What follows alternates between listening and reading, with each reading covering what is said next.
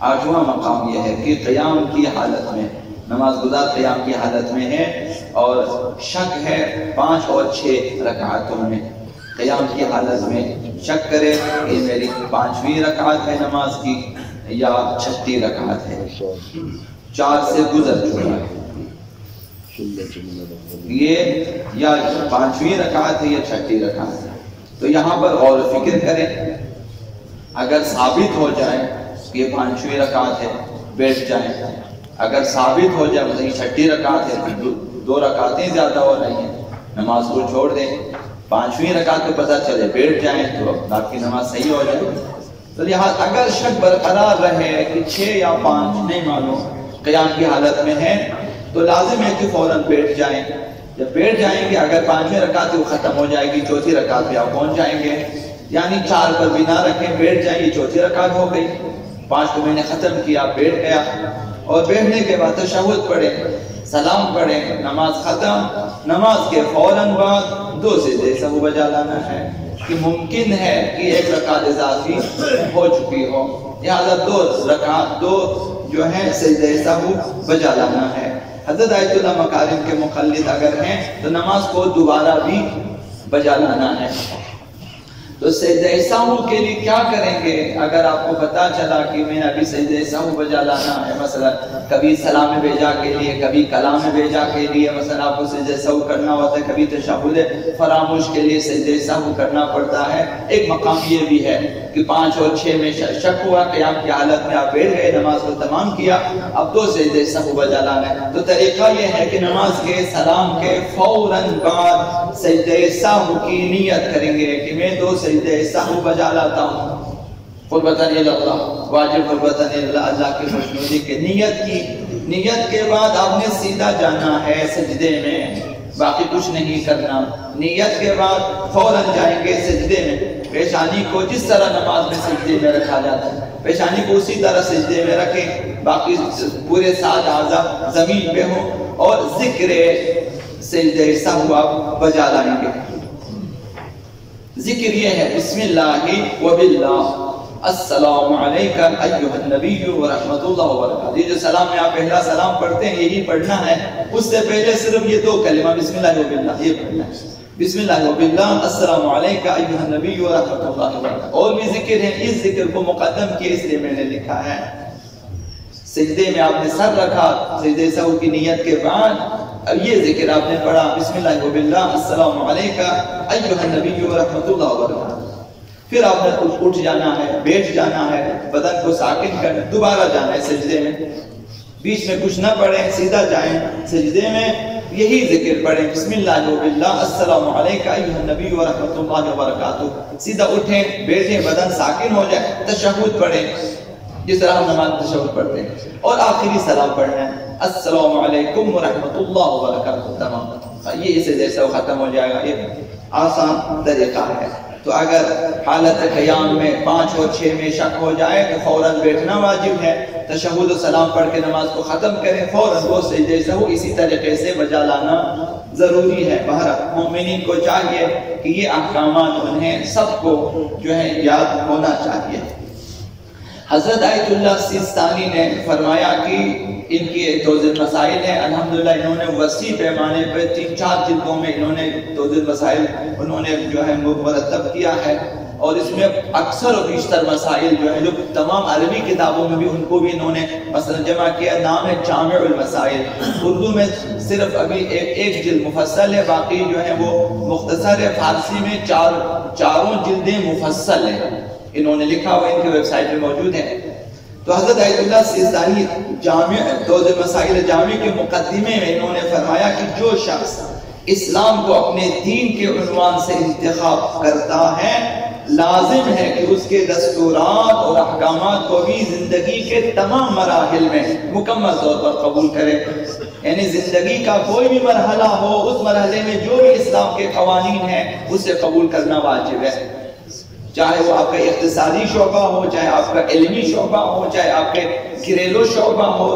کوئی بھی آپ کا شعبہ ہو، اس میں تمام احکام اسلامی کو قبول کرنا واجب ہے۔ اب جو بھی پیش آئے گا آپ اسی احکام کے مطابق عمل کریں گے۔ اور اپنے اعمال اور کردار کو دین کے احکام کے مطابق انجام دینا فرض ہے۔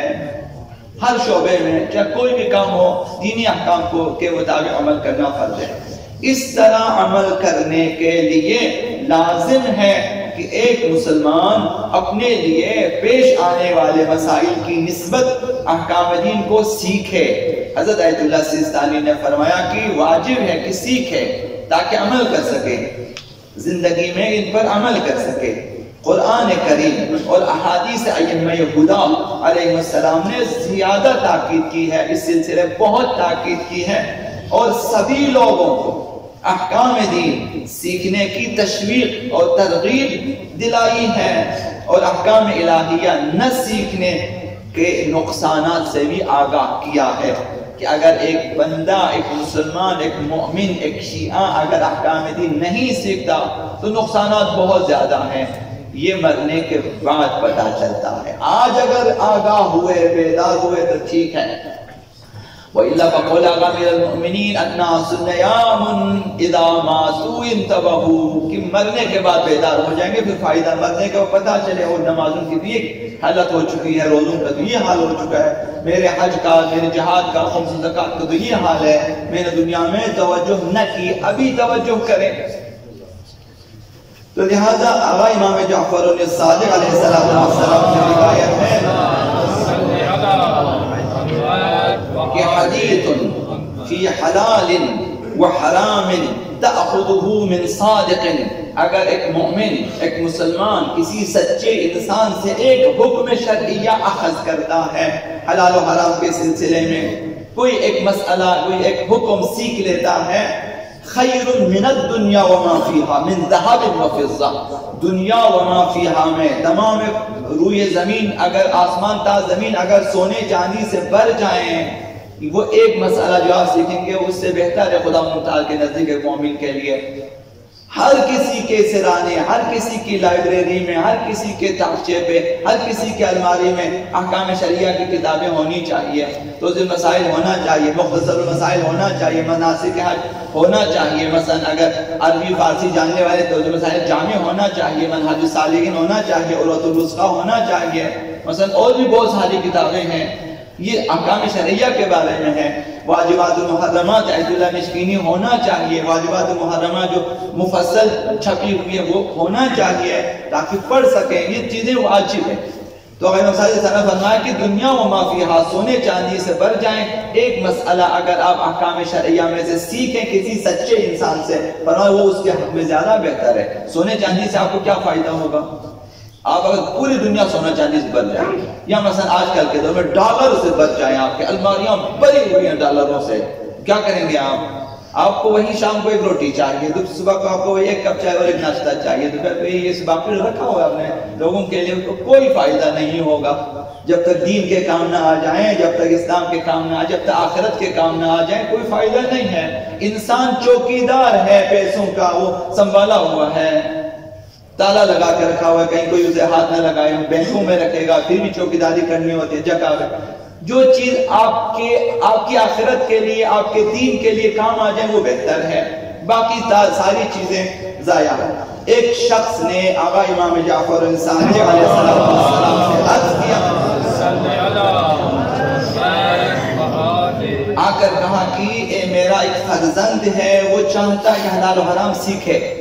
ان احکام شرعیہ سیکھیں، جائز ناجائز، حلال حرام، واجب حرام، یہ سیکھیں۔ امام نے فرمایا وَحَلْ يَسْأَلُ النَّاسِ عَنْ شَيْءٍ أَفْضَلَ مِنَ الْحَلَالِ وَالْحَرَامِ، حلال و حرام کی چیزیں سیکھنے سے بہتر بھی کوئی انسان کوئی چیز سیکھ سکتا ہے۔ یعنی فرمایا کہ سب سے بہتر یہی چیز ہے انسان کے لیے کہ